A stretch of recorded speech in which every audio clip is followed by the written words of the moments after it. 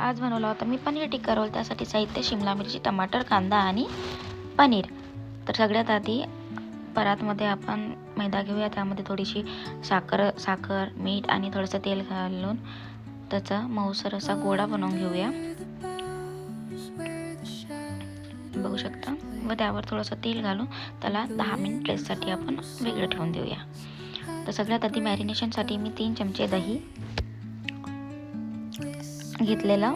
त्यामध्ये हळद, तिखट, धनिया पावडर, मीठ, कसुरी मेथी ह्या सगळ्या वस्तू घालून त्याला व तेलसुद्धा घातलं व त्याला घुमवून घेतलं.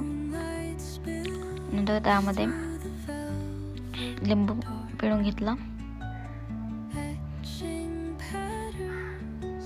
त्यानंतर त्याच्यामध्ये थोडंसं स्लाइस केलेलं अद्रक आणि एक मिरची बारीक बारीक कापून घेतली व पनीरला मॅरिनेट करून घेतलं.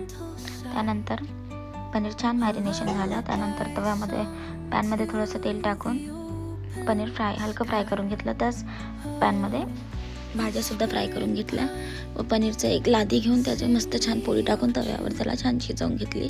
वर आपण केलेली पूर्ण स्टफिंग त्यामध्ये टाकून त्यावर छान टोमॅटो सॉस व मेवा टाकून थोडासा चाट मसाला स्प्रिंकल केला आणि बघू शकता आपला पनीर टिक्का रोल तयार झाला आहे. खरंच खूप अप्रतिम लागतो.